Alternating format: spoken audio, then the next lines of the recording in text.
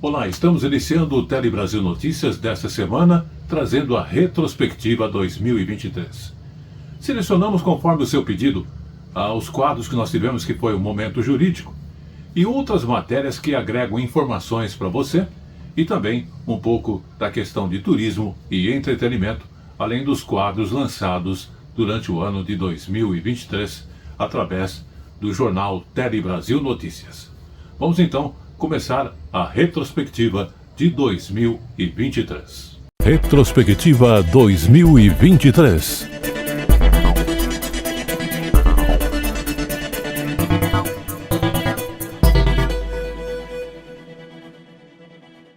E começamos a nossa retrospectiva 2023 falando de um assunto que abordamos dentro do Tele Brasil Notícias: a lei da injúria racial, com penas mais duras, alcançadas em 2023. Na questão de gastronomia, apresentamos as flores comestíveis. Tivemos também o quadro Momento Jurídico, falando das faculdades descredenciadas que têm que restituir mensalidades. Tivemos aí também o Consulte ao Doutor, onde apresentamos este novo quadro dentro da nossa programação. Vamos falar da lei de injúria racial, que teve novas modificações. Exatamente. Agora acabou sendo lei. A injúria racial, inclusive, foi equiparada ao racismo. E a pena da mesma foi ampliada. Medida esta assinada pelo presidente Luiz Inácio Lula da Silva. Sim, agora é lei. A injúria racial foi equiparada ao racismo e a pena foi ampliada. A medida foi sancionada esta semana que passou pelo presidente Lula. E mais ainda, uma outra mudança que a lei trouxe é que a pena poderá dobrar se o crime de injúria racial for cometido por mais de uma pessoa. E isso também vale nos casos praticados em eventos esportivos e culturais ou apresentações humorísticas. A injúria racial é um crime denunciado com muito mais frequência que as outras formas de racismo. Aqui no Distrito Federal, ao longo de 2022, foram registradas 20 ocorrências de racismo e 12 de discriminação racial, enquanto os casos tratados como injúria racial chegaram a 541. E antes das alterações, os autores de todas essas agressões acabavam livres de punições mais severas. A Andresa ainda espera o fim do processo aberto na Justiça. Em 2021, quando se apresentava em um restaurante de Brasília, uma cliente xingou e deu 2 tapas no braço dela. Aí ela voltou e ela falou: aprende a cantar, sua negra, e me bateu 2 vezes no braço. Bateu forte, bateu a ponto de eu olhar assim e assustei, porque não é uma coisa que a gente espera de ninguém no seu trabalho. Caso fosse praticado hoje, o crime ficaria sujeito a penas mais duras. Isso porque foi sancionada a lei que equipara injúria racial ao racismo, que agora pode ser punida com 2 a 5 anos de prisão. Em 2021, uma decisão do STF já tinha tornado a injúria racial inafiançável e imprescritível, assim como o racismo. A injúria racial é a ofensa a alguém por conta da raça, cor, etnia ou origem, enquanto o racismo é quando a discriminação atinge toda uma coletividade. Ao, por exemplo, impedir que uma pessoa negra assuma um emprego ou entre em um estabelecimento por causa da cor da pele. É uma forma de coibir tanto essa tentativa de se ocultar através da internet, essa tentativa de se ocultar no meio da multidão, né? Equiparar a injúria ao crime de racismo traz uma gravidade maior, a gravidade que é necessária de fato a qualquer violência racial. Para Andresa, a mudança na lei é um avanço. No momento do calor, às vezes a gente não tem a noção, a lucidez, né, de entender o que está acontecendo, mas saber que tem pessoas em volta que podem te dar um apoio moral, um apoio ali, chamando a polícia, tomando alguma medida específica, educadamente, né, com certeza é de grande valia. Racismo não é mal entendido, racismo é crime. O racismo ele não pode ser brincadeira, ele não pode ser algo naturalizado. Retrospectiva 2023. Vamos falar então de flores. Sim, aquelas flores que são comestíveis e acabaram caindo no gosto, no paladar dos brasileiros. Inclusive os produtores lá da região de Rolambra, que aqui no interior de São Paulo, têm investido nesta produção das punks, plantas alimentícias não convencionais, para atender a demanda de restaurantes. Mas vamos observar esses fatos nesta reportagem. Delicadas, elas são de diferentes cores, formatos, aromas e sabores que vão desde um leve amargor ao azedo e adocicado. Uma tendência que sai dos canteiros direto para as mãos dos chefes que decoram os mais variados pratos. Um estudo feito por uma engenheira agrônoma da Exalc USP de Piracicaba mapeou o atual mercado brasileiro de flores comestíveis. Elas possuem compostos nutricionais benéficos para o nosso organismo. Então, elas são fontes de antioxidantes, antocianinas, vitaminas A, B, C. A Jéssica é produtora e há um ano ela, que antes trabalhava com plantas ornamentais, entrou para o mercado das flores comestíveis. Hoje ela produz 16 tipos, que são distribuídas para 60 restaurantes e bufês de 16 cidades do estado de São Paulo, Rio de Janeiro, Paraná e Minas Gerais. Semanalmente, saem 300 caixas como essas, com um mix de 25 a 30 flores comestíveis. A gente tem que fazer um manejo agroecológico, um manejo orgânico, né? Não pode ter nenhum defensivo químico. Então, acho que o desafio está nisso, na produção, nos cuidados com pragas e doenças de forma biológica, de forma natural. E as 16 espécies nessa estufa aqui em Olambra florescem durante todo o ano. E os cuidados com essas flores são simples: adubação, irrigação, poda e colheita. Nesse restaurante em Araras, em 10 dos 40 pratos do cardápio são usadas as flores comestíveis. Desde quando começamos, está colocando a flor tanto nos pratos que podem ser comidos, ou comer junto, ou colocar como decorativo.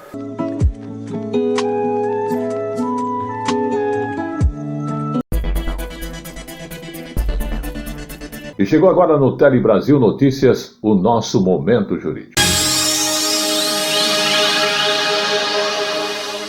O Momento Jurídico fala das faculdades que acabam sendo descredenciadas pelo MEC, mas tem a obrigação de restituir essas mensalidades se ela não conseguir viabilizar justamente a obtenção de diploma. Vamos observar este caso. Terceira turma do Superior Tribunal de Justiça decide que universidade descredenciada pelo MEC deve restituir mensalidades pagas por aluna caso não viabilize a obtenção do diploma.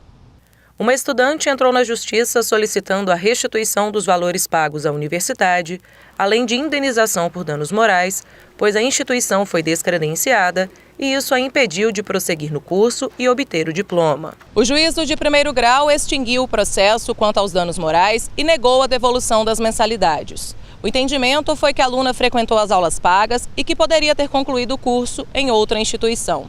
O Tribunal de Justiça de Minas Gerais reformou a sentença apenas para reconhecer os danos morais. A estudante, então, recorreu ao Superior Tribunal de Justiça. A relatora do caso na terceira turma foi a ministra Nancy Andrighi. Ela apontou que, de acordo com as provas do processo, a universidade descredenciada não providenciou a transferência da estudante para outra instituição, nem comprovou que ela obteve efetivo aproveitamento das matérias. A magistrada destacou ainda que o objetivo final do aluno de curso superior é a obtenção do diploma. Logo, se a instituição não oferecer meios para a satisfação desse interesse, estará caracterizado o inadimplemento total do contrato. Dessa forma, a universidade deve restituir à aluna os valores das mensalidades pagas. Retrospectiva 2023. Consulte ao doutor. Nosso quadro Consulte ao Doutor, sempre com grande audiência e a sua participação, está de volta e agora trazendo uma questão que todos nós temos que passar. A questão da herança. E a pergunta feita para nós, por essa pessoa que é um telespectador aqui da região da Grande São Paulo, é a seguinte: como é que funciona a herança? Quanto tempo leva para se fazer uma demanda? Quem é que nomeia? Tem casos até de famosos aparecendo na televisão e é uma dúvida das pessoas hoje que têm bens é justamente isso. Herança, como é que eu devo proceder? Qual o meu primeiro passo em vida? Bom, primeira coisa, você deve procurar um advogado especialista em herança. Ponto. Segunda coisa, depois que você consultar o seu advogado, ele irá verificar qual o seu quião na herança e quais são os herdeiros. Depois, ali entre vocês, os herdeiros, vão nomear um Um herdeiro principal, alguém que vai cuidar todos os trâmites normais. Hoje a divisão de herança são duas coisas, via judicial e via cartório. O via cartório é muito mais rápido e muito mais barato. O via judicial é mais caro e bem moroso. Hoje, o juiz ele analisa da seguinte forma, se são todos maiores, não tem discussão, não tem briga, não tem nada, todo mundo está de acordo, é via cartório. Ponto. O juiz só vai aceitar essa divisão de herança se caso haver alguma controvérsia ou alguma briga, alguma coisa nesse sentido. Lembrando, gente, que um processo junto ao judiciário demora aí até 10 anos. Eu tenho casos aqui no escritório de 8 anos. Então não é ideal. Outra coisa, ele é muito oneroso. Você pode perder até um imóvel de custa de processos, honorários e taxas diversas. Então, toma muito cuidado. Minha orientação é sempre fazer a sua herança via cartório, extrajudiciário. Segunda coisa, o inventariante é aquele responsável nomeado por todos, todo mundo concordou, é o que vai fazer os trâmites administrativos junto com o advogado, com todas as orientações necessárias. Ótimo. No nosso contexto jurídico, existe o inventariante, que é o responsável, e os herdeiros. Eles se dividem necessários e não necessários. Os necessários são aquele previsto por leis. Então são os ascendentes. No caso, pai, mãe e filhos. Depois, aí vem outros que não são os necessários, que poderão também fazer parte daquela cúpula, daquela organização ou daquele composto de herdeiros. Estes não são necessários. Hoje o que é necessário, juridicamente, são 50% da herança. Por exemplo, você tem aí uma herança de 1 milhão. A herança necessária, ou herdeiro necessário, são 500 mil. Os outros podem ser divididos com qualquer outra pessoa ou deixar de doação para qualquer outra pessoa. Então fica a dica aí para você. E com esta última informação, o nosso quadro Consulte ao Doutor é breve e sucinto, com algumas respostas diretas, mas caso você tenha alguma dúvida, não esqueça. 011 São Paulo, 997-686749 ou advocaciatrindade@hotmail.com. E o quadro Consulte ao Doutor vai ficando por aqui. Consulte ao Doutor. Estamos apresentando Retrospectiva 2023. E ainda tivemos também, no momento jurídico, o plano de saúde que deve custear insumos quando necessário para tratar o paciente. Falamos ainda de mais outros assuntos na questão jurídica, abordando a anulação de duplicatas por prejuízo por roubo. Tivemos também lançamento de quadros novos, como o quadro Condomínio Dia a Dia. E chegou agora no Tele Brasil Notícias, o nosso Momento Jurídico. O Momento Jurídico de hoje fala dos planos de saúde que devem custear insumos indispensáveis na internação domiciliar quando necessário. Vamos observar. Para a terceira turma do Superior Tribunal de Justiça, plano de saúde deve custear insumos indispensáveis na internação domiciliar. Primeiro foi o pai do Jefferson, que precisou de home care. Logo em seguida veio a mãe. Hoje, aos 92 anos e com Alzheimer, ela depende de cuidados médicos 24 horas por dia. Para manter toda a assistência, o jornalista Jefferson Pedrosa, que se tornou curador, administra o pagamento da mensalidade do plano de saúde, o valor da coparticipação e ainda o que precisa ser pago por fora. Remédio, por exemplo, de uso contínuo, o home care não cobre. Até hoje não cobre, né? Algumas especialidades também o home care não cobre e não autoriza. Jefferson conta que não é fácil. Já precisou acionar a justiça para garantir algumas assistências médicas com o avançar da doença. No hospital você tem 100% de assistência e de benefício. Em casa, não. Devido à pontuação, tem coisas que o plano de saúde não autoriza, você tem que arcar financeiramente por fora. Em recente acórdão, a terceira turma do STJ entendeu que plano de saúde deve custear os insumos indispensáveis para o tratamento na modalidade home care, conforme a prescrição médica, sendo o valor do atendimento domiciliar limitado ao custo diário em hospital. No caso julgado, a Justiça de Primeira Instância obrigou a operadora, no âmbito da internação domiciliar, a custear procedimentos como nutrição interal e sessões de fisioterapia a uma paciente com tetraplegia, seguindo orientação médica. Mas a sentença não impôs ao plano de saúde a obrigação de arcar com fraldas geriátricas, mobílias específicas, luvas e outros itens considerados de esfera particular. O Tribunal de Justiça de Mato Grosso do Sul manteve a sentença, sem a inclusão dos insumos. A família recorreu e o caso veio parar aqui, na terceira turma do STJ. A relatora, ministra Nancy Andrighi, lembrou que a jurisprudência do STJ considera abusiva a cláusula contratual que veda o home care como alternativa à internação hospitalar.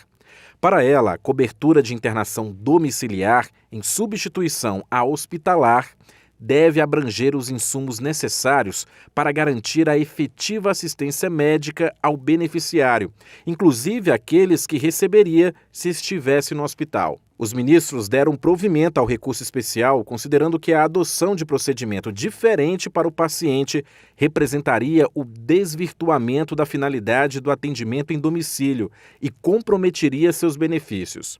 Decisão como essa trazem mais segurança jurídica para segurados de plano de saúde, como a mãe do jornalista Jefferson Pedrosa. Para mim já é um primeiro passo, né? Veio, de certa forma, beneficiar centenas e milhares de pacientes. O cidadão dá a vida dele trabalhando, descontando, e na hora dele usufruir daquilo que ele a vida inteira trabalhou e descontou, tem os empecilhos. E chegou agora no Tele Brasil Notícias, o nosso Momento Jurídico. Momento Jurídico de hoje fala da terceira turma que anulou a duplicata utilizada para cobrar prejuízo decorrente de fraude. Vamos observar esse caso, que é um fato bastante interessante. Terceira turma do Superior Tribunal de Justiça anula a duplicata utilizada para cobrar prejuízo decorrente de fraude. O colegiado declarou a nulidade de uma duplicata emitida por uma empresa de combustíveis contra uma credenciadora de máquina de cartão de crédito e determinou a restituição dos valores exigidos por meio impróprio, além de juros e correção monetária. De acordo com o processo, a credenciadora ajuizou a ação declaratória de nulidade de título, cumulada com pedido de restituição contra a empresa de combustíveis, que era credenciada por ela para utilizar suas máquinas de cartão de crédito. Após ter sido vítima de uma fraude praticada por terceiro, o estabelecimento comercial repassou o prejuízo para a autora da ação, por meio de uma duplicata mercantil por indicação. A credenciadora de máquinas pagou a duplicata, mas alegou que o fez apenas para preservar sua reputação, sustentando em juízo que o título era nulo e pediu que a ré restituísse o valor pago indevidamente acrescido de juros e correção. O Tribunal de Justiça de São Paulo manteve decisão de primeira instância que negou o pedido por entender que a duplicata foi emitida com base no contrato existente entre as partes e que a fraude decorreu de falha na prestação dos serviços pela credenciadora. O relator do caso no STJ, ministro Ricardo Vilas Boas Cueva, destacou que as duplicatas só podem ser emitidas por vendedor de mercadorias ou prestador de serviços, jamais pelo comprador ou por quem utilizou o serviço prestado. O ministro também apontou que mesmo a empresa comercial sendo credora de valores referentes à venda de seus produtos e serviços, não poderia exigi-los por meio de duplicata, que é um título de crédito causal estritamente vinculado ao negócio jurídico que ensejou sua emissão. Seguindo o voto do relator, a terceira turma entendeu que a utilização da duplicata para viabilizar a cobrança de um suposto crédito resultante de responsabilidade civil não está de acordo com o Código Civil. Retrospectiva 2023. Condomínio, dia a dia. Muito bem, o Tele Brasil Notícias sempre com novidades para você. Nós teremos a partir de agora o quadro Condomínio Dia a Dia. E como nós temos aí já o nosso quadro empresarial internacional, tivemos a convidada, a doutora Cirlei Alexandre, que vai a partir de agora participar conosco toda semana, respondendo as suas perguntas que você pode enviar aqui para a produção do Tele Brasil Notícias ou mesmo para o nosso e-mail que está aparecendo embaixo. Doutora Silene, vamos falar então sobre condomínio dia a dia, que é uma coisa que convive com os nossos familiares, nossas pessoas de conhecimentos rotineiros e também as atividades. Condomínio é regulável por onde? Existe algum estatuto, existe alguma norma que regula ele? Atualmente, com o novo Código Civil, hoje o condomínio ele é legislado, né, pelo Código Civil, também pela Convenção Condominial e regras, né, do dia a dia do pessoal que ali habita. Houve alguma mudança hoje na direção, por exemplo, do prédio, do síndico, do subsíndico, das pessoas que fazem parte ali do conselho? Quais são as orientações novas que foram dadas? Sim, pelo novo Código Civil, as orientações dadas hoje, ele obriga a ter o conselho, o síndico e subsíndico, claro, e uma administradora. E principalmente o fundo de reservas. Então são estas realmente previstas no nosso Código Civil, com devidas alterações. Existe algum tipo de assembleia para alguma categoria de, por exemplo, assuntos gerais, a eleição do síndico? Como é que é composto isso? Olha, a assembleia é ordinária e extraordinária. A ordinária é aquela anual. E extraordinária é quando vai discutir algum assunto que extraordinariamente aconteceu naquele condomínio ou irá acontecer. Vamos supor aí, por exemplo, o prédio quer fazer uma reforma muito grande, quer trocar de elevador. Não que isso não possa ser discutido na assembleia ordinária. Mas alguns síndicos, como a ordinária é uma vez por ano, o que ocorre? É muita coisa. Então, eles optam por discutir assuntos de condomínio, reforma, essas coisas muito grandes na extraordinária. Também, caso houver algum assalto no condomínio, alguma coisa relacionada à troca de síndico, tudo isso pode acontecer na ordinária, mas alguns assuntos são tratados na extraordinária. E no caso, as assembleias ela tem convocações, é feito um arranjo para isso, né? Isso, todo condomínio, toda lei, ela prevê isso aí. Por exemplo, a ordinária, vamos falar aqui da ordinária, ela é anual, é obrigatória, tá? Ali já é determinado, então ela pode variar aí dos meses de janeiro a dezembro, não há problema algum, até mesmo janeiro, e ali é discutido, tem que ter a pauta, conforme o Código Civil prevê, por exemplo, se uma ordinária está prevista para as 19 horas, todo condomínio ele sabe que vai começar às 19 horas, só que tem ali uns 30 minutos de tolerância, 19h30. Depois dos 19h30, ele sim passa a ser o regimento do condomínio e também do Código Civil. Deixou de existir aquela segunda convocação? Porque às vezes você fazia a assembleia, tinha a primeira convocação e tinha uma segunda convocação. Então, é a questão do horário. A primeira convocação às 19, como por exemplo, e a segunda convocação meia hora depois. Agora vamos aproveitar e responder várias perguntas de várias pessoas que têm aí problemas com condomínio. Primeiro, nós estamos conversando até no briefing aqui a questão da lei do silêncio. Como é que funciona no condomínio essa lei de silêncio? Eu vou fazer uma festa lá, aí a minha festa começa às 8 horas da manhã, é barulho o dia inteiro, incomoda todo mundo, vem um monte de gente estranha no prédio também, fora os familiares, e acaba com isso, tem pessoas adoentadas, tendo problemas até, se precisa fazer alguma coisa, fica meio complicado. Como é que se regula uma situação dessa? É a pergunta de uma das nossas pessoas. Olha, o pior problema do condomínio, dos condomínios, são os barulhos. E os barulhos são diversos. Tem pessoas que trabalham à noite e quer dormir durante o dia. Tem gente que trabalha durante o dia, que é a maioria, né? E quer fazer festa à noite. Então, hoje, o ranking mundial de reclamação dos condomínios são os barulhos. Segundo a prefeitura, porque aí é uma lei municipal, rege a lei municipal do PSIL.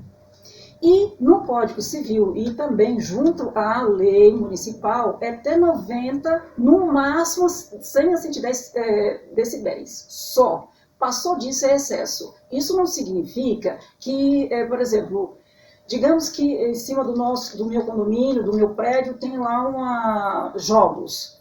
E aqueles jogos, a pessoa fica ali o dia inteiro jogando, uma criança, um adulto. Aquilo incomoda? Incomoda. Então, no condomínio hoje, além da lei municipal, do Código Civil, também o bom senso ele prevalece. Não é porque ele está fazendo barulho, talvez menos de 80 decibéis, que não significa que perturba. Se aquilo for continuado o dia inteiro, aquela coisa, ele vai ser, sim, punido, muitas das vezes orientado aquele condômino, que aquele barulho, por horas e horas, dias e dias, incomoda o vizinho. Então, isso cabe-se multa, primeiro o aviso, depois a multa. Se assim não for resolvido, procura o judiciário. Uma outra coisa, nesse caso, quem é que supervisiona essa questão do barulho dentro do prédio? Tem lá uma equipe de segurança que é contratada? Como é que funciona isso, afinal? Como é que funciona isso? Primeiro tem o regimento interno do condomínio. Lá está explicado e é explicável, altamente autoexplicável. Tá? Depois tem a lei municipal, lei do PSIL. Tem o Código Civil. O que acontece? O condômino, o proprietário que está incomodado, ele liga, chama alguém da portaria e peça para ele vir até o seu apartamento, na sua unidade, e ali ele peça para aquela pessoa ouvir aquele barulho. Eu faço isso no meu condomínio. Detectando que realmente aquele barulho está acontecendo, independente de horário.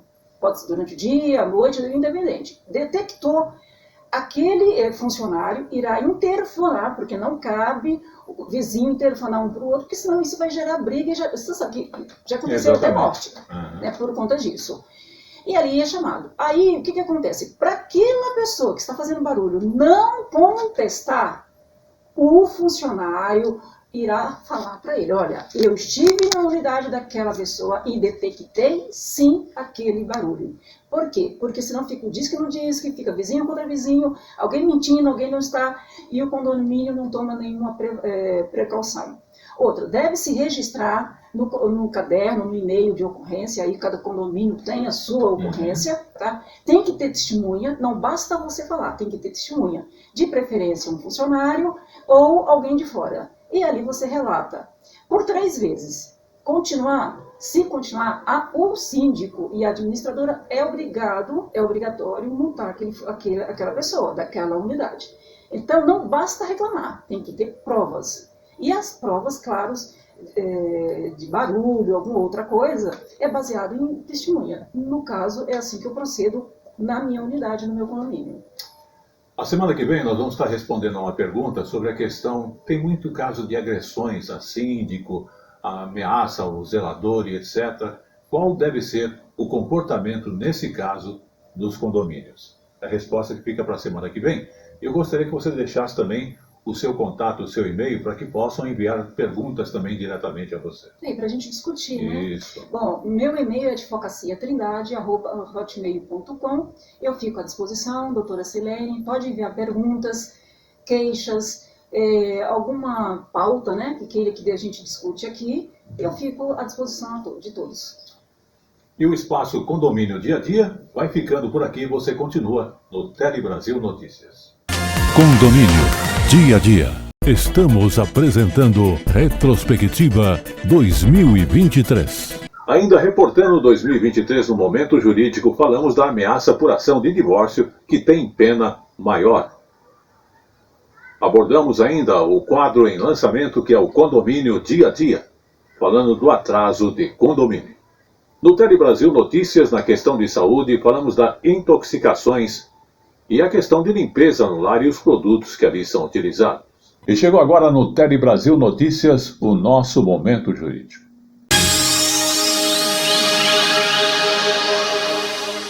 Momento Jurídico fala da ameaça por ação de divórcio que tem pena maior.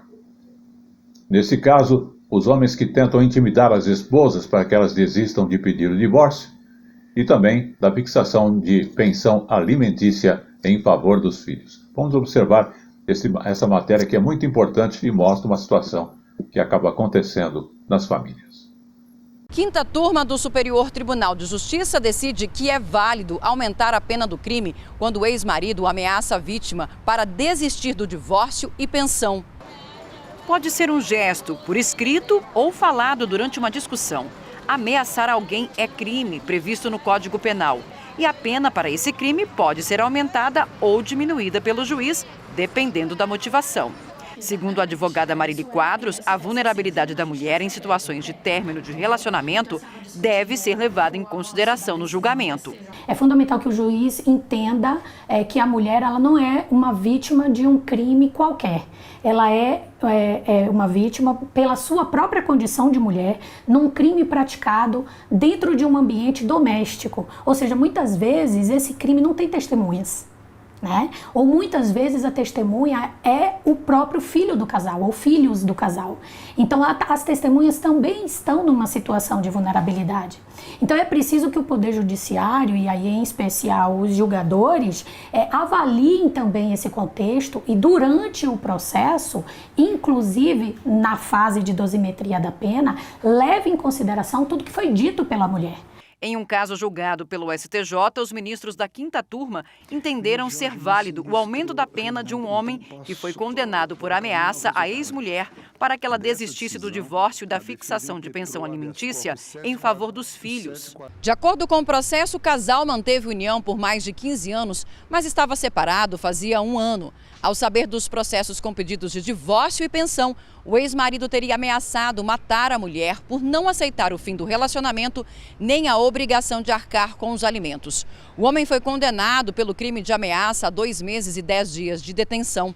Na primeira fase da dosimetria da pena, a juíza avaliou negativamente a circunstância judicial dos motivos do crime e fixou a pena base em 2 meses, o dobro do mínimo legal. O Tribunal de Justiça de Goiás manteve a condenação. No habeas corpus dirigido ao STJ, a defesa alegou que os elementos que justificaram o aumento da pena seriam inerentes ao tipo penal. Ao manter a condenação, o relator, ministro Ribeiro Dantas, considerou que, estando devidamente motivada a elevação da pena base, não há ilegalidade a ser corrigida pelo STJ na via do habeas corpus. Ele também considerou legal o fato de a pena base ter passado para 2 meses em razão da valoração negativa de uma única circunstância judicial, quando a jurisprudência considera ideal o acréscimo de 1/8 para cada circunstância negativa aplicado sobre a diferença entre as penas mínima e máxima. Retrospectiva 2023. Condomínio Dia a Dia. E o nosso quadro Condomínio Dia a Dia está de volta trazendo informações sempre úteis sobre a área de condomínios para você que é morador, proprietário ou mesmo administra os condomínios. Ao meu lado, a doutora Sirene Alexandre, e a pergunta nos enviada hoje fala a respeito do qual o prazo para se ajuizar uma cobrança de cotas de condomínios em atraso. Doutora, existe prazo? Quais são os métodos para isso? Existe um proceder? Ou simplesmente atrasou, protesta o nome e toma um apartamento? Na verdade, nem o Código Civil, nem convenção, não tem lugar nenhum especificando quando é que o síndico ou a síndica poderá tomar medidas judiciais, ou seja, ação de cobrança. É de praxe o síndico esperar 3 meses de atraso das cotas. Depois disso, o síndico entra em contato com esse morador, tá? E tenta um acordo. Uma vez que ele aceitou, morreu o assunto, acabou. Ok, todos aceitaram o acordo, ele pagou daquela forma. Morreu o assunto. Mesmo assim, este morador entrou em acordo, tentou contato, tentou tudo, não conseguiu, cabe o síndico, juntamente com a administradora, se não for alta gestão, tá? Procurar um advogado e entrar com ação de cobrança em face a este morador ou este proprietário. E aí, claro, essa ação vai tramitar como qualquer outro processo. Chegará uma hora, ambas as partes serão intimadas, ali terão uma audiência perante o juiz ou não, que pode ser uma audiência de conciliação também, e as partes novamente irão propor ali um acordo. Se aceita o acordo, muito que bem, morreu o processo. Se não aceitou o acordo, porque a pessoa está desempregada, não tem dinheiro, não sei o que, meu filho está doente, inúmeras outras coisas, tendo em vista, e por conta da pandemia, muita gente com dificuldade financeiramente, o que ocorre? Aquele apartamento poderá ser penhorado, executado e vendido. Então, hoje, você poderá perder um apartamento para o condomínio? Sim. Isso é legal? Sim. O nosso Código Civil prevê tal situação? Prevê. E quantos anos, por exemplo, se eu tenho um processo em aberto de atraso de condomínio, o prédio ou o síndico tem para me acionar? E quando ele caduca? Na verdade é o seguinte, digamos que você mora num prédio, é morador ou proprietário, né? E você ficou 10 anos sem pagar condomínio e ninguém nunca te acionou, nunca notificou você, nunca acionou via judicial, aí houve a prescrição e decadência do direito. Então você pode ficar 10 anos sem pagar uma cota, porém vai decadenciar, vai prescrever. Eu acredito que nenhum síndico poderá e deixará isso acontecer. Por quê? Porque os outros moradores podem acionar o síndico por responsabilidade civil e má administração ou execução do apartamento dele. Eu tenho duas questões aqui para responder também. Na questão dos imóveis comerciais, funciona da mesma forma? Funciona da mesma forma. Funciona. Só que o comercial, geralmente, o comercial não usa as áreas de lazer, geralmente não usa a área de lazer, tá? Não usa o elevador e tem que ter um seguro específico. Todo prédio, hoje, pela nova legislação, é obrigatório ter um seguro de incêndio, explosão e alguma outra coisa. Isso é obrigatório, é lei, é Código Civil. Porém, na lei de inquilinato e na lei de propriedade, sendo este prédio misto, é quando tem apartamento de moradias e área comercial, essa área comercial ela tem que ter um seguro diferenciado dos demais. Além do seguro do prédio, tem que ter uma cobertura comercial. Tá, e na questão, por exemplo, eu fiz o meu acordo de condomínio, mas aí eu paguei a primeira, a segunda eu não paguei, a terceira eu não paguei. E aí, doutora? É assim, quando a gente faz um acordo, seja ele verbal, que é a transação entre o síndico e aquele morador, aquele locatário ou aquele proprietário, ele tem validade, porque ambas as partes assinaram aquele acordo, certo? Deixei de pagar, o síndico pode executar direto, fica até mais fácil de executar e vender o apartamento. Ele executa todas as dívidas, então? Todas as dívidas. Aí cabe você impugnar e dizer, olha, eu paguei uma parte, eu devo tal X. Se você não o fizer, o que acontecerá? Você perderá o seu apartamento. Eu conheço casos antigos de pessoas que não pagaram o condomínio na lei antiga. Tá? Na lei antiga. E conseguiram ficar 10, 20 anos ali. Aí quando mudou a lei, foi que conseguiram de alguma forma entrar num acordo para que ele desocupasse o imóvel e cedesse como um implemento do condomínio. Ou seja, o apartamento comercial passou a pertencer ao prédio. Na verdade é o seguinte, uma ação hoje, ela pode durar, acontecer durante 20, 30 anos, tá? Então não tem prazo, a não ser que perdeu algum prazo, aí a pessoa tem que ficar muito atenta e contratar um bom advogado. Se houve alguma preclusão, ou seja, perdeu algum prazo, e alguém impugnar e dizer que aquela ação está extinta. Cabe isso aí, mas tem que contratar um advogado para verificar, tá? Então, digamos que ocorreu tudo bem. O condomínio está há 20 anos me executando, nunca conseguiu, mas depois, um belo dia, depois de 25 anos, ele conseguiu. Então, eu fiquei ali usufruindo, sim, durante 25 anos, sem pagar, sem nada, e o condomínio só conseguiu me pegar, me processar. Realmente, minha condenação saiu depois de 25 anos. Ele pode, sim, mediante o síndico, ou aquele síndico ali vigente, ali presente, porque muda-se de síndico uma vez por ano, de 2 em 2 anos, ou permanece o mesmo síndico, porque ele pode ser reeleito quantas vezes quiser, não tem lei para isso, tá? A não ser se há previsão na convenção. Aquele prédio, aquela unidade pertencerá ao prédio, ou seja, se pertence ao prédio, pertence a todos do condomínio. Então, falando justamente sobre essa questão, na parte de condomínios, as pessoas às vezes reclamam que existe ainda alguns prédios que o condomínio vem água, luz inclusa. Hoje a maioria quase não, porque hoje a Eletropaulo, por exemplo, já coloca o relógio individual e etc. Não, isso é lei. Na verdade, tem uns 10 anos para cá, 10 anos, a nova lei, com o advento com o Código Civil e a nova lei de construção municipal, que é a LDO, municipal, estadual e federal também, que prevê que é obrigatório. A Eletropaulo sempre foi individualizada, ponto. A água tem 10 anos. Então, os prédios que estão sendo construídos de 10 anos para cá, todos são obrigados, isso é lei, todos são obrigados ter água, luz individualizados. Porque os prédios antigos não tinha. Os processos que haviam é que assim, o condomínio não pagava a água e às vezes ficava atrasado, ou então pagava com atraso. Não, eu tenho um prédio lá em Suzano, que a água foi cortada porque o síndico, quer dizer, está em sindicância, gente, pelo amor de Deus, em apuração. A administradora, o síndico e demais, o desvio do possível dinheiro. Tá? Ainda tem. O que cabe? Contrata-se um advogado, entra com a liminar, porque a água e luz é de emergencial, não se pode cortar, mesmo de condomínio.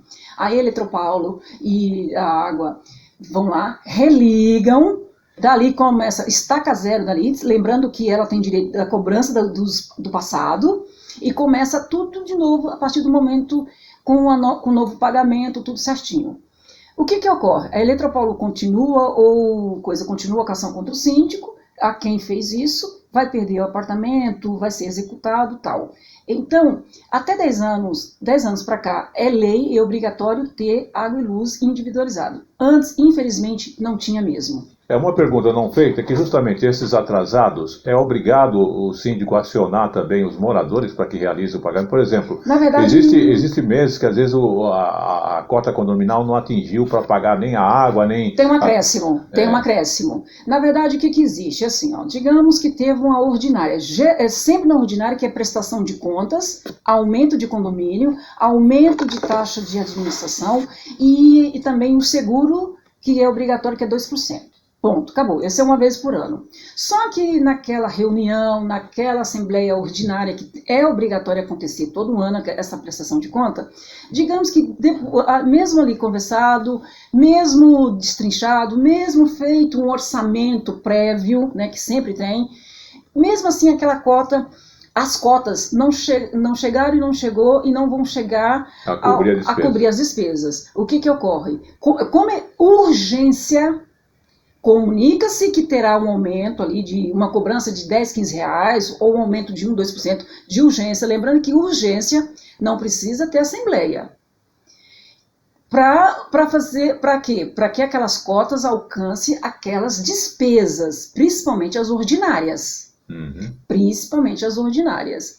Depois é de bom tom ter uma assembleia extraordinária dizendo a todos que infelizmente teve aquele aumento, aquele acréscimo, tá? E para cobrir as despesas, principalmente as ordinárias. É assim que se procede. O caso que eu citei é que esse prédio era antigo, entrou já na nova legislação com a nova conta e ficou aquela conta do passado. Aí as discussões nas assembleias eram: quem é que vai pagar essa conta? Mas não é do meu período. Eu sou novo aqui no condomínio, mas tem dívida. Tem dívida. Gente, se chama uma coisa proterreno. Quando você compra um apartamento, as dívidas do apartamento acompanham você. Cabe você pagar e depois você processar, que é direito de regresso, o outro proprietário. Então, se você comprou um apartamento, já tem ações antigas, você comprou, infelizmente, essas ações. Tá bom? Então, depois, cabe você com seu direito de regresso contra o vendedor do apartamento. Cabe e tem que pagar.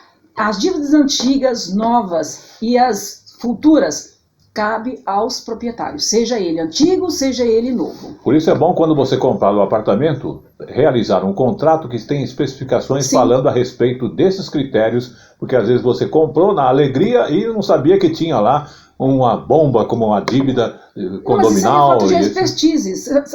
Significa o seguinte: todo comprador, gente, olha, todo comprador, tá? Você está comprando seu apartamento, antes de você comprar, vai até a administração, vai até o prédio, conversa com a síndica e faça o levantamento de quantos débitos e ações. Isso o síndico e a administradora é obrigado a prestar conta ao futuro comprador.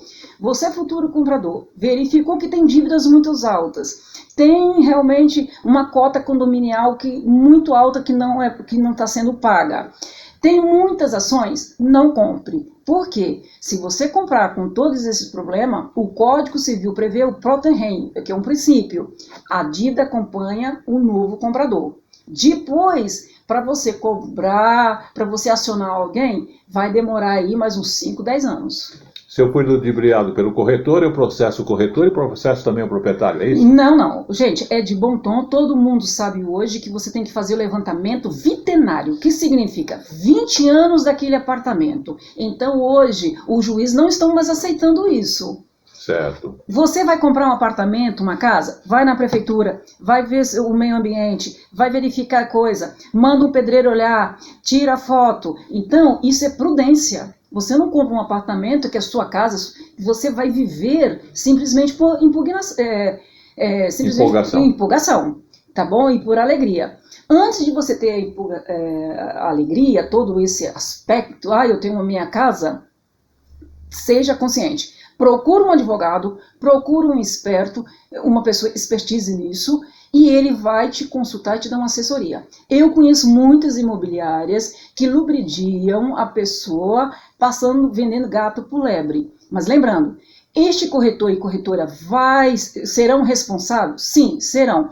Porém, é de expertise, é de inteligência e é prudente da sua parte antes de você comprar. É como carro. Você não compra um carro com impugnação, com alegria, com toda felicidade. Você vai ver quilometragem, você vai ver tudo. Então você tem que estudar profundamente aquele apartamento e todas as documentações. Depois dessas orientações e novidades até para muitas pessoas, o Condomínio Dia a Dia desta semana vai ficando por aqui. Condomínio Dia a Dia.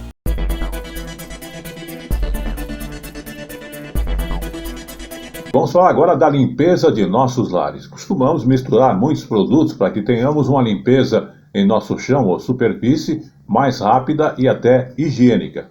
Mas será que é a forma correta de se fazer isso?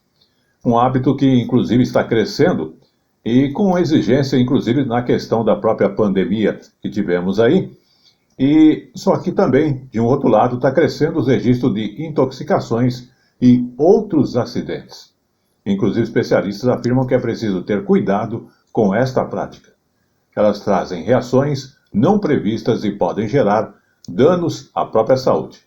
Vamos acompanhar algumas dicas dos itens que não devem ser misturados. A pandemia de Covid-19 trouxe novos hábitos de higiene para a rotina. Muita gente mistura produtos de limpeza para potencializar resultados, mas é preciso ter cuidado. O workshop Limpando Conceitos, Clareando Ideias, voltado para profissionais de limpeza, alertou sobre os riscos.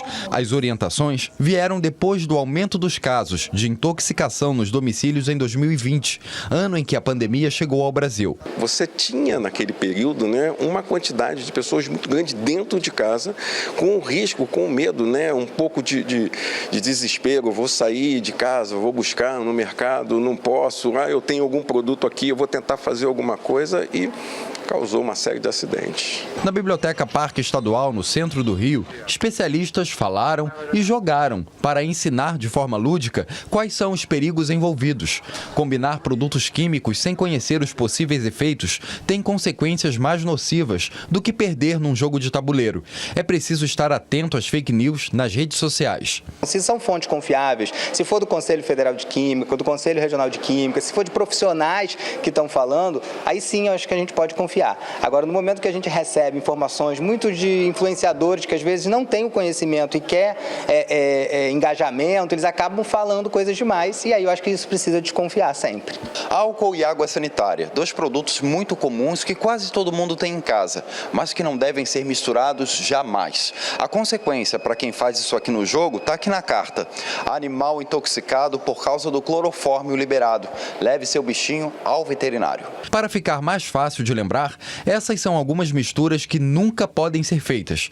Água sanitária e álcool, água sanitária e amônia, água sanitária e vinagre, vinagre e bicarbonato de sódio é uma bomba. E jamais vinagre e água oxigenada. Há risco de queimaduras, perda de consciência, alergias, intoxicação, náuseas, irritação na pele, problemas respiratórios, tontura e outros efeitos. Também são fatores de risco produtos que não passam por fiscalização e entram no mercado sem rótulo, os chamados produtos piratas. O rótulo é essencial, porque ele não somente tem a aplicação do produto, o formato, qual o equipamento que você precisa utilizar e também ele tem uma informação caso você tenha alguma dificuldade, alguma ingestão, alguma contaminação com esse produto, ele te informa o que fazer. Estamos apresentando Retrospectiva 2023. Em 2023, sendo assim, também fomos fundo na música e na cultura.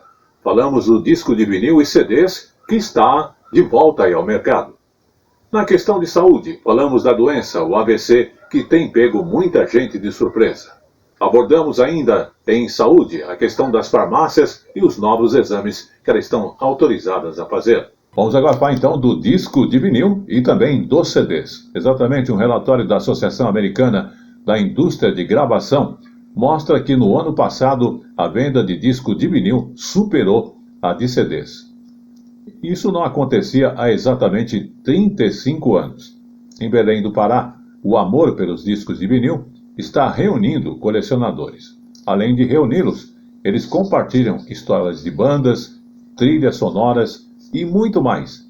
Coisas que são até favoritas. Vamos observar. O Fred Fadel começou a colecionar vinil aos 15 anos, uma paixão que o acompanha desde então. Foi mais ou menos no final da década de 80, aqui mesmo nesse local, funcionou uma loja de discos maravilhosa, e aí foi daí. Eu tinha mais ou menos 15 anos e comecei a colecionar nessa época. Essa brincadeira de gente grande não começou aqui, nesse local, por acaso. Há 20 anos atrás, funcionou uma loja chamada Gramofone Discos e agora eu vou revelar um cantinho todo especial em homenagem a essa época, que é justamente aqui essa mina de ouro, onde vários vinis estão disponíveis para venda e eles podem chegar a custar no mercado em média de R$900 a R$3.000. O Alexandre herdou do pai o gosto musical. Tem em casa mais de 1000 discos de vinil e quando ficou sabendo do grupo de colecionadores, passou a frequentar a reunião há pouco mais de um ano. E aqui é um lugar muito acolhedor que encontra essas várias gerações, como tu disseste, e a gente aprende muito, troca ideias. Eu também, por ser de uma geração mais nova, passo também conhecimentos, né? Então a gente conhece muita coisa, aprende muita coisa sobre a música e com certeza é muito enriquecedor. Não precisa nem dizer que o assunto entre eles é cultura musical, né? Esse disco, o título dele diz All That You Can Leave Behind, tudo aquilo que você não pode deixar para trás. E ainda que a gente mude, tem uma mudança severa na vida como é essa ruptura, sai da casa dos pais, vai para a sua própria casa, com a sua família, mas tem coisas que você não pode deixar para trás. E esse disco marca muito isso. Marca essa fase da vida. Cada um traz 2 discos e aí cada um fala em até 10 minutos sobre esses 2 discos, né? E aí fala um montão de coisa, fala sobre a banda, fala sobre a prensagem, as vendas do vinil, como conheceram aquele vinil, aquelas bandas. Cada um traz seu LP e fala da melhor maneira que acha que deve falar.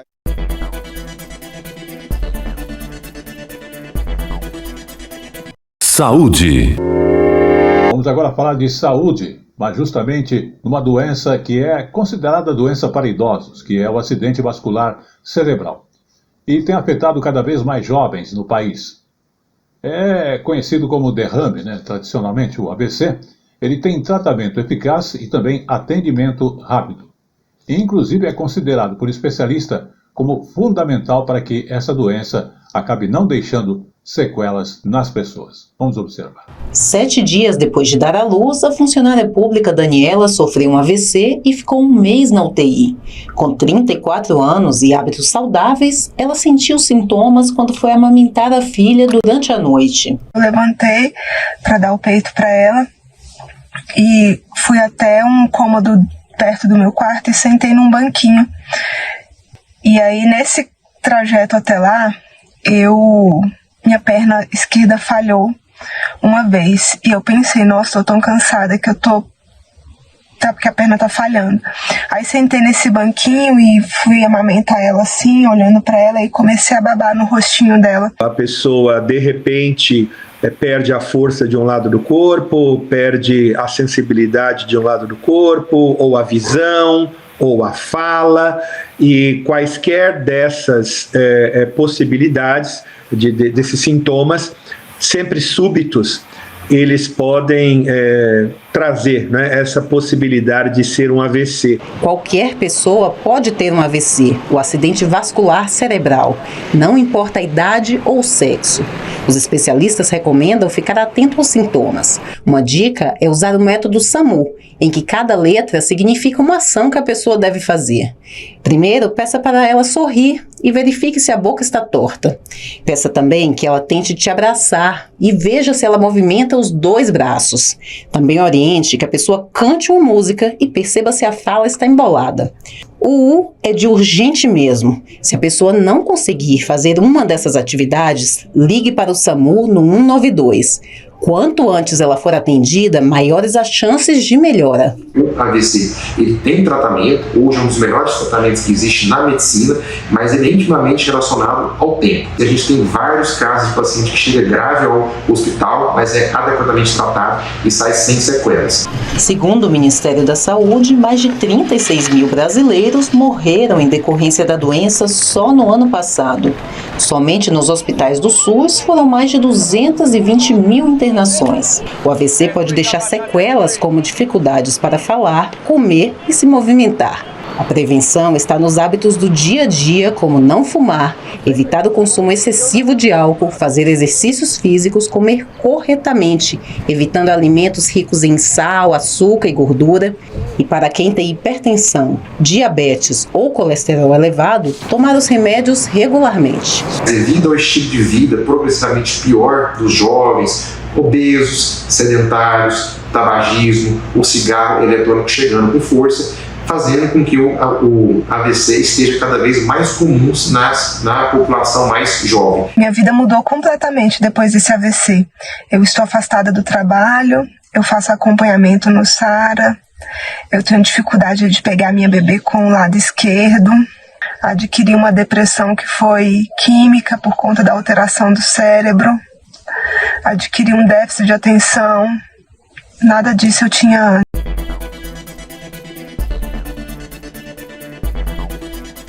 Vamos agora falar de uma novidade para as farmácias.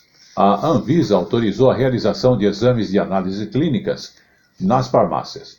Mas a questão de testagens são só de triagem e não substitui os exames de laboratório. Mas a testagem são só de triagem e não substituem os exames de laboratórios, teste de colesterol e de vitamina D. Intolerância alimentar e clínicas estarão nas farmácias a partir de agosto. A mudança foi anunciada pela Anvisa, que pretende ampliar o acesso da população à assistência à saúde. Testes de colesterol, de vitamina D, de intolerância alimentar e outros exames de análises clínicas estarão disponíveis nas farmácias a partir de agosto. A mudança anunciada pela Anvisa pretende ampliar o acesso da população à assistência à saúde. Longa discussão, né? Durou 6 anos e o Brasil, assim, agora se junta a vários outros países que já têm essa autorização. Né, alguns outros países já permitem que farmácias façam triagem, como a gente chama, né, ou testes rápidos em farmácias. Isso é muito importante, principalmente para a população brasileira. Eu diria que isso é até uma ação transformadora, sabe? Isso pode levar a saúde para um novo patamar, porque isso permite as pessoas saberem antes das doenças, permite as pessoas, inclusive, viverem mais e até provavelmente viver com melhor qualidade de vida. Esta farmácia já começou a se preparar para oferecer os novos serviços. Como vacinação, hemoglobina glicada, entre outros testes rápidos, né? E isso tem um ponto positivo, um lado positivo, porque aí a gente diminui a demanda um pouquinho da área hospitalar. Desde a pandemia, as farmácias já oferecem os testes rápidos de Covid, por exemplo. Mas com essa mudança, elas podem oferecer também mais de 40 testes de triagem, que são aqueles que coletam sangue na ponta do dedo. Só tem um detalhe: para fazer o diagnóstico definitivo de uma doença, é preciso realizar ainda o teste de laboratório. Eles são exames para fins de triagem, né? Realmente é para dar um apoio, né, ao diagnóstico do paciente pelo profissional de saúde. Todas as etapas, né, dos exames realizados na farmácia são realizados no próprio local, por um mesmo profissional, um profissional legalmente habilitado. Nas ruas, a novidade agradou. Facilita muita coisa, porque só da gente, tipo eu mesmo, às vezes para me marcar um exame eu tenho que marcar no postinho perto da minha casa para ir no hospital ou ir no agarrão da vida, e já tendo na farmácia do lado de casa, nossa, vai ser melhor ainda, né? Estamos apresentando Retrospectiva 2023. E também em 2023 falamos de Minas Gerais e do queijo cabacinha. Abordamos a ecologia, a parceria de sucesso que tem acontecido no Rio de Janeiro. Falamos também no nosso dia a dia, como administrar as tarefas e ainda controlar o tempo para realizar as atividades. Abordamos a questão da educação em ter seu ensino técnico para facilitar se conseguir um novo trabalho. E destacamos também a questão do artesanato brasileiro em novembro de 2023. Então, falar do queijo cabacinha, porque deputados aprovaram o projeto de lei que torna justamente o queijo cabacinha, que é produzido lá no Vale do Jequitinhonha, patrimônio cultural e imaterial de Minas Gerais. Com este parecer favorável, o texto agora segue para a apreciação do governador. Vamos assistir a esta reportagem, que faz parte da Rede Minas de televisão e também das emissoras da Rede Nacional de Comunicação Pública. Preparado com massa cozida, o queijo artesanal cabacinha é produzido no Vale do Jequitinhonha desde meados de 1950, onde se tornou fonte de renda para moradores da região. O curioso nome de batismo tem relação com o formato do queijo, que se parece com uma pequena cabaça, fruto comum no norte e no nordeste do país. Agora, mais do que nunca, o cabacinha conquistou o restante do estado e se tornou patrimônio cultural e imaterial de Minas Gerais. Uma iguaria que, dia após dia, vem ganhando mais espaço no coração e na mesa dos mineiros.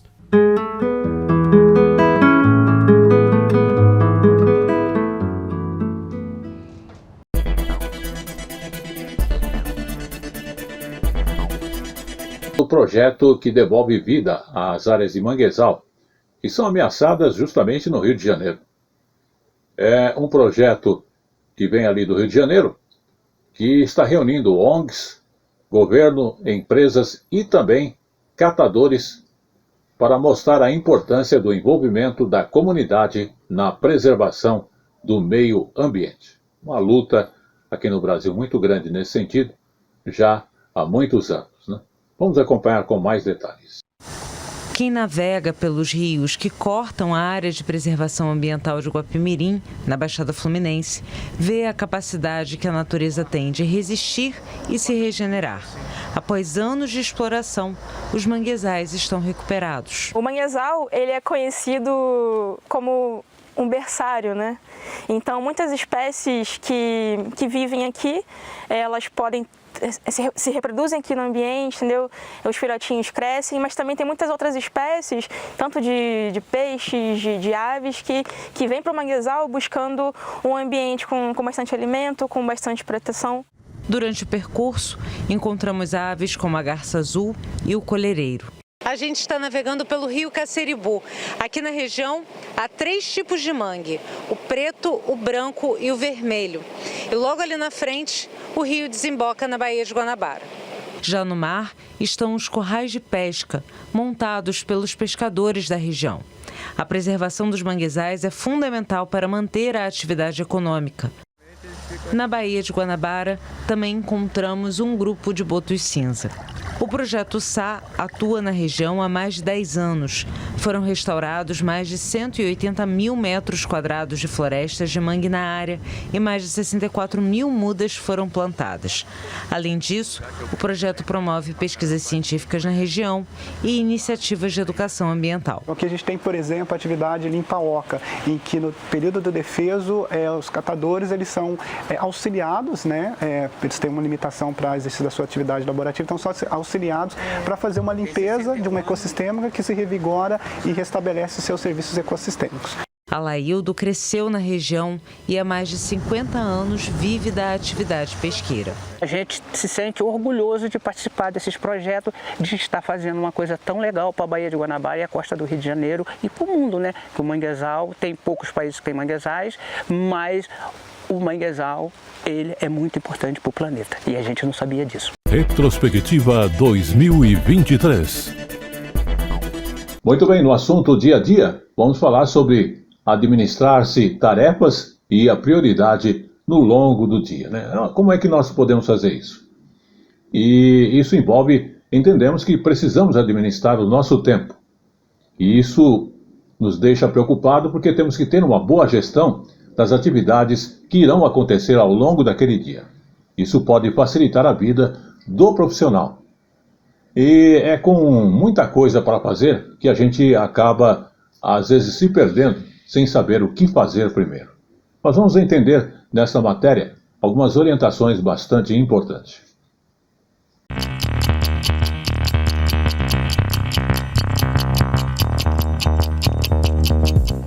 Quem nunca desejou que o dia tivesse mais do que 24 horas? Ou acha que o horário disponível é insuficiente para as tarefas do dia? É possível que a percepção da falta de tempo possa ser corrigida com uma melhor gestão das tarefas. Você precisa entender que tudo são pequenas tarefas, desde realizar um telefonema, responder um e-mail, fazer uma ligação para alguém para resolver um problema, o pagamento de alguma conta, reservar um tempo para estudar. Tem coisas que são mais rápidas, mais velozes, tem coisas que são mais demoradas. E a gente costuma fazer as coisas, começando o dia, olhando para o que é mais fácil, o que é mais rápido, o que está na nossa frente, e aí que está o erro. Você precisa colocar a tua energia primeiro nas coisas que são mais importantes. Então, classificar essas tarefas é fundamental para que o teu dia possa acontecer não com mais velocidade, mas que as coisas mais importantes andem. Esse é o ponto. Charles Tokarski é empresário e sempre lidou com o desafio de selecionar as tarefas relevantes do dia. Com a experiência de 20 anos de gestão, aprendeu algumas rotinas que lhe ajudaram a gerir melhor o trabalho, que ele registrou em livro. Ele descobriu que no cotidiano ou nos negócios, a gestão do tempo é o elemento central. Gerenciamento do tempo é um dos principais fatores aí que fez com que eu conseguisse evoluir não só na carreira, mas como na empresa.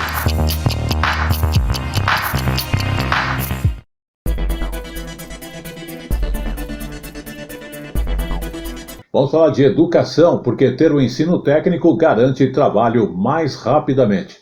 Essa informação é da pesquisa da Confederação Nacional da Indústria, que ouviu 1.000 executivos de pequenos e grandes negócios. A questão é, a conclusão é de que o ensino técnico é o ponto mais forte da educação brasileira e que tem permitido, inclusive, o ingresso mais rápido no mercado de trabalho. O Vicente e o Lucas desistiram da faculdade de Publicidade e Propaganda depois de não verem grandes perspectivas na área e se matricularam no curso técnico em reparo e manutenção automotiva no Senai. Eu acho que o curso técnico eles nos capacita melhor para o mercado de trabalho, até por a gente estar sempre mexendo em prática, vendo como é que funciona realmente a indústria. Antes de terminar o curso, a gente já tem uma expectativa de estar inserido no mercado de trabalho, né? Aqui, por ser um ambiente industrial e receber várias montadoras, o pessoal está sempre em contato, buscando pessoas que estão na área já estudando, né? A expectativa desses alunos vai ao encontro do que pensam 90% dos empresários ouvidos em uma pesquisa da Confederação Nacional da Indústria sobre o ensino técnico brasileiro. Eles concordam que essa modalidade de ensino permite o ingresso mais rápido ao mercado de trabalho. Inclusive, para 1/3 dos entrevistados, ela é o ponto mais forte na educação pública no Brasil. A avaliação do ensino técnico para esses empresários é melhor do que os ensinos superior, fundamental e médio. 75% deles concordam que os cursos profissionalizantes atendem mais às necessidades do mercado do que os de ensino superior. Deste modo, 21% afirmam que a educação profissional deve ser prioridade na agenda do governo. O Brasil tem um grande desafio que é a baixa produtividade do trabalho. e seguramente a educação profissional ela vai ter um papel importante em melhorar a qualidade da educação. As pesquisas do INEP demonstram que os jovens que fazem educação técnica junto com a educação regular têm notas melhores em linguagem e matemática, o que já é uma demonstração clara desse avanço, além de terem, ao fim, uma profissão. No Brasil, apenas 9% dos alunos do ensino médio fazem também um curso técnico. Na União Europeia, 43%, segundo a OCDE. Por aqui, no ano passado, foram 2.100.000 matrículas na área. A meta prevista no Plano Nacional de Educação é ter 4.800.000 até o fim de 2024. O ensino técnico terá um duplo papel de melhorar a produtividade do trabalho, de melhorar a empregabilidade desses jovens, de aumentar a geração de riqueza, vai facilitar as políticas de inclusão, de reduzir a exclusão de jovens nem, criando com isso políticas sociais mais sustentáveis. Retrospectiva 2023. Vamos falar então da questão do artesanato brasileiro, que movimenta 50 bilhões por ano no Brasil. Inclusive são dados aí do Sebrae que mostra o número de profissionais da área dobrou em 2022. O Brasil já tem mais de 8 milhões de artesãos. E a procura justamente por produtos feitos à mão também está em alta.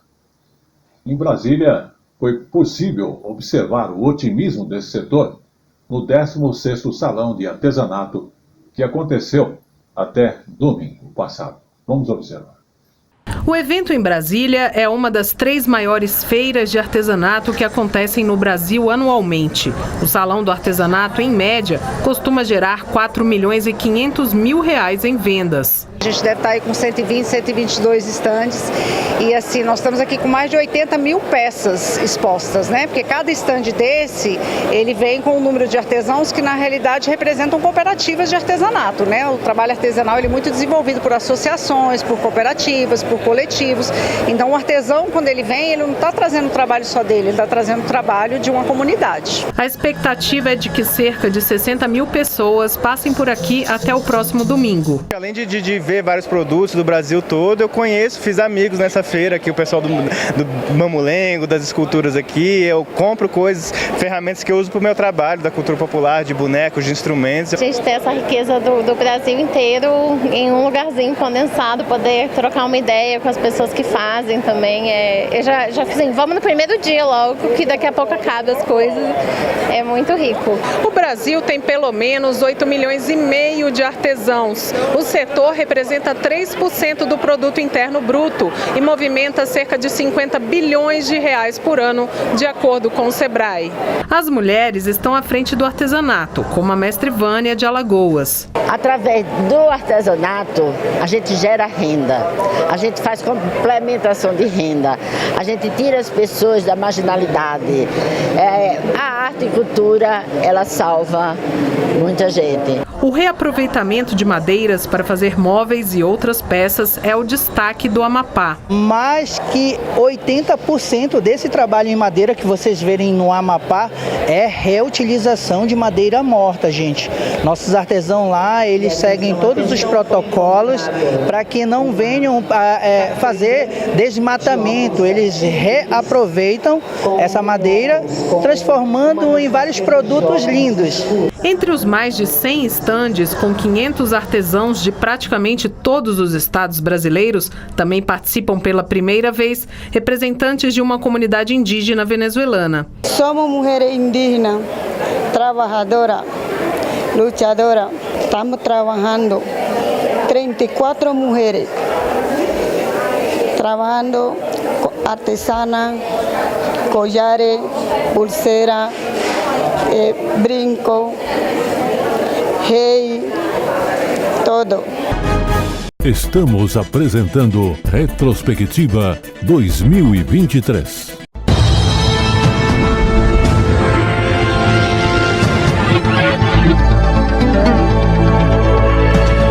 E está entrando no ar o Tele Brasil Esporte no ar, as informações esportivas nacionais e internacionais. Tele Brasil no Esporte. E começamos com uma polêmica. O que é melhor para o futebol? É a questão do gramado sintético, o híbrido ou o natural? Uma polêmica que ficou por muito tempo no ar. O que é melhor para o futebol? O gramado sintético, híbrido ou natural? E a saúde dos jogadores? Será que o tipo de gramado faz essa diferença? O importante é lembrarmos que quando o então secretário da CBF, Walter Feldmann, ele anunciou a permissão para os jogos do Campeonato Brasileiro que fossem justamente disputados em gramado sintético, ele acabou com essa polêmica que já estava em andamento há 2 anos. Vamos observar. Quando o então secretário da CBF, Walter Feldmann, anunciou a permissão para que jogos do Campeonato Brasileiro fossem disputados em gramado sintético, ele apenas deu fim a uma discussão que já durava mais de 2 anos.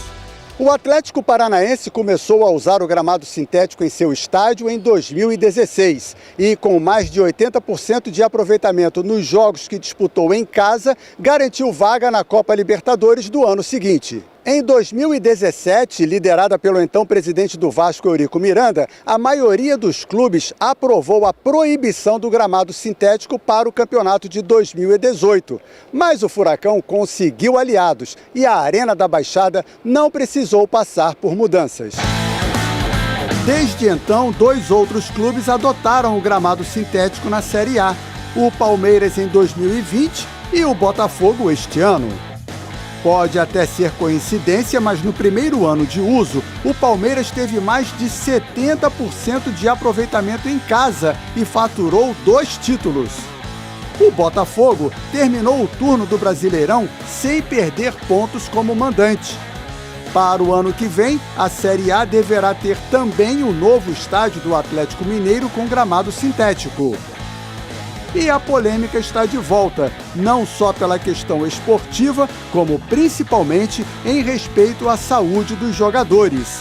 Não faltam depoimentos contrários ao gramado sintético. Jugar en campo sintético, todo el mundo sabe que con la lesión crónica que tengo es muy difícil. No capaz que en ese momento, pero seguramente sufriría muchísimo. Não existe nenhum estudo comprovatório, com comprovação científica de que as incidências dessas lesões são em cima das atuações de atletas em campos de grama sintética. Nos últimos 2 anos aqui no Brasil, no Campeonato Brasileiro, a gente teve 7 lesões em grama sintética e 16 lesões em grama natural. Agora, nós temos 17 gramados em grama natural e 3 só sintéticos. E esses sintéticos, eles são diferentes tecnologicamente de um para o outro. Então, fica difícil a gente comparar. O que eu posso te falar como médico é que, na grama sintética, o impacto nas articulações é maior e a bola corre mais rápido. Isso exige muito mais metabolicamente e fisiologicamente do atleta. A FIFA permite a grama sintética, mas em jogos organizados por ela, o gramado precisa ter no mínimo 90% de grama natural. É o chamado gramado híbrido, como temos no Maracanã. A tecnologia usada é de ponta, com 90% de grama natural sobre uma camada de 30 centímetros de areia. Na Europa, as 7 principais ligas não adotam o gramado sintético. Este ano, por exemplo, a liga que comanda o futebol holandês confirmou que a partir de 2025 será proibido o uso de grama artificial em seus jogos. Mas como ficam os estádios que a utilizam em outros momentos que não o futebol? A solução é a tecnologia. Desde 2001, o Schalke 04 na Alemanha usa um gramado que desliza para fora do estádio, que é coberto, para pegar sol. O mesmo acontece no Sapporo Dome, no Japão. O Tottenham, na Inglaterra, guarda o gramado no subsolo para poder receber partidas de futebol americano em grama sintética. O estádio do Real Madrid é outro espetáculo da tecnologia para preservar o gramado e permitir o uso do estádio para shows sem prejuízo ao futebol. A partir do momento quando decidiu tratar com a qualidade do espetáculo com prioridade, melhoraram muito os gramados. Campeão mundial com a seleção na Copa de 2002, o médico José Luiz Runco resume a polêmica. A grama sintética, aquela que é pura sintética, me parece não ser o ideal para a prática do futebol. Penso que o futuro vai ser trabalhado nesse sentido de uma grama híbrida para que possa haver uma qualidade do espetáculo e fazer com que haja menos exposição do atleta em relação às lesões. Tele Brasil no esporte. E vamos à segunda notícia de esporte. Medalhistas do PAN 2023 são homenageados pelo Esporte Clube Pinheiros. Exatamente, o Esporte Clube Pinheiros de São Paulo foi a agremiação do país que mais teve participação nas medalhas conquistadas aí pelos brasileiros nos Jogos Pan-Americanos de Santiago 2023. Pinheiros teve 60 atletas integrando a delegação que atingiu em Santiago o melhor desempenho da história do Brasil em Jogos Pan-Americanos. Se fosse o país, o clube estaria no top 8 do quadro de medalhas, com os mesmos 17 ouros da Argentina. No judô, por exemplo, que foi a modalidade que alcançou o seu melhor desempenho em um PAN, com 16 medalhas, 6 delas tiveram participação de algum atleta do Pinheiros e de gerações diferentes. A gente teve, por exemplo, a Alexa Nascimento, de 21 anos, medalhista de ouro na categoria até 48 quilos.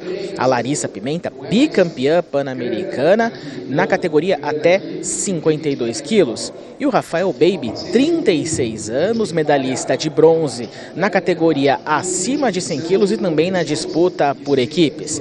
Resultados que pavimentam a caminhada deles rumo à Olimpíada de Paris no ano que vem. Jogos Pan-Americanos foi uma competição onde parecia que era para ser meu, sabe? Era uma competição onde eu estava muito concentrada e me representou que eu posso sim chegar onde eu quiser, onde eu almejo e essa competição me surpreendeu em todos os sentidos, assim. O meu objetivo lá era só ser feliz, me sentir bem e voltar para casa sem nenhuma lesão. E aí, graças a Deus, consegui me superar, não senti nada de dor, me senti bem, me senti forte. E foi um momento bem especial, assim. E hoje, quando eu vejo essa galera mais nova, assim, eu me sinto muito motivado, porque eles têm com a energia toda, com sangue no olho para querer chegar numa Olimpíada, conquistar as medalhas e tudo mais. Então, eu acho que essa troca de experiência é bem bacana. A gente participa do mesmo treino, né, o mesmo ambiente, então acho que é um ambiente assim propício para que as medalhas venham. Falando em Paris, quem chega em 2024 embalado para buscar essa vaga olímpica que escapou em Santiago é Arthur Nori. O ginasta ficou no quase, acabou caindo na prova do individual geral, mas depois se recuperou, conquistou 2 pratas e uma medalha de ouro, a sua primeira em PANs. No ano que vem, ele terá a oportunidade de, nas etapas da Copa do Mundo, garantir a sua vaga em Paris. Faz parte do esporte, é mais uma competição aí para aprender, para poder passar também um pouquinho o que a gente viveu e vivenciou ali. O PAN era uma vaga que a gente poderia ter conseguido ali no individual geral. Faz parte do atleta, de como a gente é resiliente, né, em situações que a gente nem imagina, né? A gente não tem nem essa consciência do quão nós somos fortes e o quanto a gente luta ali para conquistar esses resultados. E se o Nori, 30 anos, já pode ir para sua 3ª Olimpíada, o Miguel Hidalgo do triatlo quer chegar lá pela primeira vez e tem ótimos resultados para balizar essa expectativa. No PAN de Santiago, ele conquistou a medalha de ouro. Nesta temporada, ele também venceu a etapa da Copa do Mundo, disputada em Brasília. E ele tem ainda um 6º lugar no último campeonato mundial. Tive os melhores resultados da minha vida e a gente já está praticamente matematicamente classificado para os Jogos Olímpicos, então ano que vem a gente tem que focar muito nos treinamentos principalmente e trabalhar os meus pontos fracos e que podem me levar para buscar algo maior ano que vem.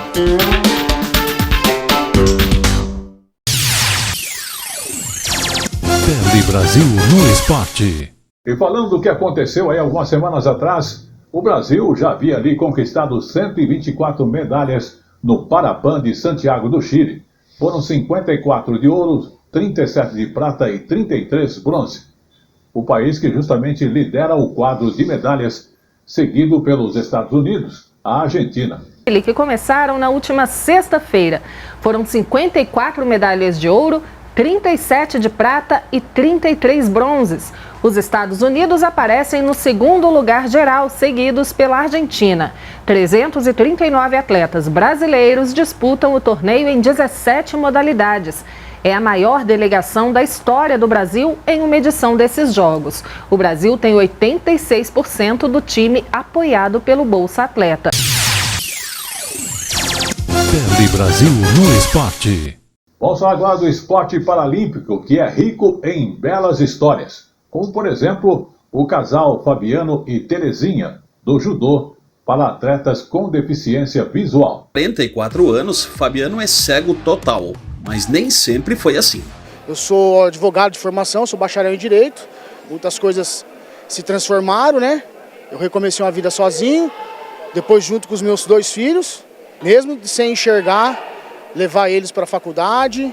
Foi somente após a retinose pigmentar o deixar totalmente cego que ele conheceu o judô. Eu, na verdade, conheci o judô depois que eu perdi a visão, em 2014, em decorrência de uma doença degenerativa da retina.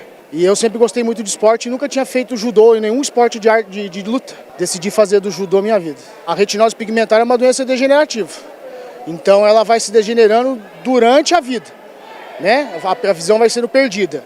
A gente nasce com ela, né? Mas ela não, até certo ponto da vida ela não atrapalha. A modalidade serviu de guia para ele seguir buscando novos objetivos. Eu entrei no judô em 2015, amei o esporte, fiz uma pós-graduação em judô, sou professor de judô hoje, né? Tirei a faixa preta, né? Sou o primeiro deficiente visual do Vale do Paraíba, Litoral Norte, deficiente visual que tem a faixa preta. E o exame dele passou de primeira, né? Inclusive a gente aproveitou a pandemia para treinar isso aí. Então a hora que ele veio com essa faixa preta, serviu de incentivo para os outros também, né? Porque assim, a pessoa com deficiência, ela não tem que precisar de favores, ela tem que ter o direito, né, de praticar. E o apoio do pessoal do Instituto Athlon de São José dos Campos foi fundamental. O judô teve perto de acabar, porque o judô ficou nesse hospital de provisão até a pandemia fechou o hospital. E o Instituto Athlon já é uma referência do paradesporto, ele já tinha o goalball, o atletismo, outras coisas. Então o judô é o caçulinha, chegou por último lá. Além de representar um caminho com novas oportunidades e conquistas, o judô serviu para o Fabiano de palco para ele encontrar a sua atual namorada. A retinose também tirou completamente a visão da Terezinha e a levou para os tatames aos 47 anos. Seguindo o conselho das amigas. Já conhecia ele no Provisão, né? Mas eu não tinha muito contato, porque eu trabalhava lá. Aí depois que eu comecei a participar do judô, aí eu tive mais contato com ele. Aí começamos a conversar e depois começamos a namorar. Já vai fazer 1 ano, dia 30 de dezembro. A Terezinha ela se interessava muito por corridas, por esporte, né? Musculação, aquelas coisas todas. E o Fabiano jogava bola, fazia bastante coisa. Mas aí depois que eles experimentaram o judô, eles falam hoje em dia, né? Se eles soubessem o quanto que é legal, o quanto que faz bem, eles tinham começado antes.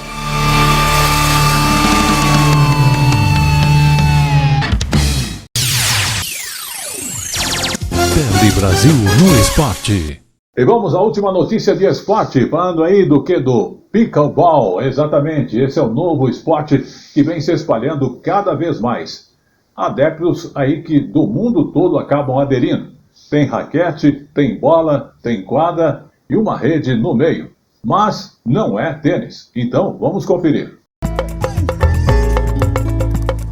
Tem raquete, tem bola, tem quadra e uma rede no meio. Mas não é tênis, nem tênis de mesa. Mas é um pouco essas coisas também.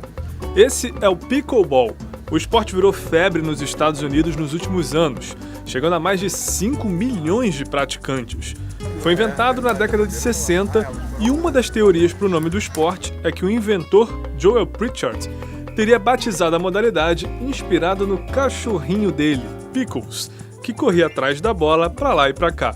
Bom, fato incontestável é que o esporte é até bem fácil de entender, principalmente para quem já jogou tênis ou tênis de mesa. É jogado em sets de 11 pontos por uma ou duas pessoas de cada lado. O saque é sempre por baixo da cintura. Nessa área próxima à rede, chamada de cozinha, é proibido volear, tem que deixar a bola quicar. Só o time que saca pode pontuar, parecido com o esquema de vantagem que existia antigamente no vôlei. A bola é toda cheia de furos, então o vento é um fator relevante. A raquete não tem cordas. A quadra tem 13,41 m por 6,10 m, medidas bem menores que as de tênis, que tem 23,77 m por 8,23 m. Aqui no Brasil, o pickleball vai encontrando cada vez mais adeptos. A Associação Brasileira tem sede em Governador Valadares, em Minas Gerais. Esse pessoal da Ilha do Governador, no Rio, impulsionado pelo Emanuel, tem visto o grupo crescer dia após dia. E tudo começou em junho, ou seja, faz muito pouco tempo. Um dos primeiros a ser atraído foi o Thiago. Ele me apresentou uma bola de pickleball que eu não tinha visto nunca, né? Toda furada. E aí foi através disso aí que eu busquei informações para saber a respeito. Aí me interessei. Menos contusões. No tênis me machucava muito, porque é um esporte que força muito, entendeu? E aí eu já vim do tênis de mesa, e como ele é a soma do tênis de quadra e tênis de mesa, os dois esportes que eu sempre pratiquei. Então, migrei para ele. O motivo que faz o esporte se disseminar com tanta rapidez é quase um consenso entre os praticantes. A Marna, com 2 meses de prática, já fala como uma veterana. E todos que vêm aqui a primeira vez acham que é difícil, que não vai conseguir, e a gente vai passando a bola devagar, vai mostrando como é que funciona, e as pessoas vão pegando com muita facilidade, começam a se interessar pelo esporte. A pessoa só precisa ter um pouco de coordenação motora e ela já vai jogar, na primeira aula, já vai jogar uma partida. Porque é simples, é fácil, a bola é leve. Até com 80 anos a pessoa pratica esse esporte. E a origem de tudo, pelo menos nesse grupo, é o Emanuel, que sonha alto. Aqui vai, se bobear, vai chegar até quase os Estados Unidos daqui uns 2 anos. Está crescendo muito. Curitiba, aqui no Rio de Janeiro tem a Associação de Niterói. Está numa ascensão gigante. O esporte faz acesso, todo mundo pode jogar a qualquer idade e vem pro play.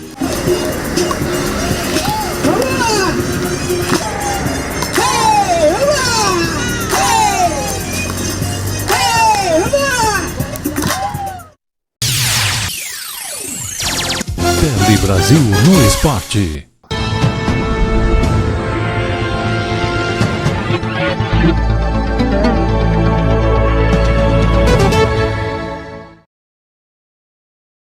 E esta foi a retrospectiva 2023 do jornal Tele Brasil Notícias, que agradece a sua audiência e estará de volta em janeiro de 2024, mas desde já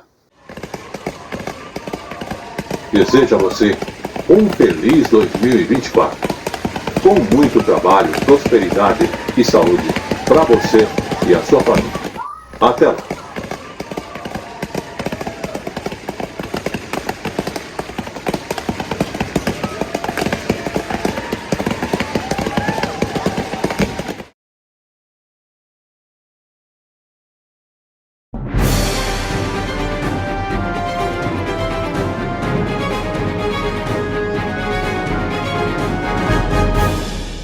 Retrospectiva 2023.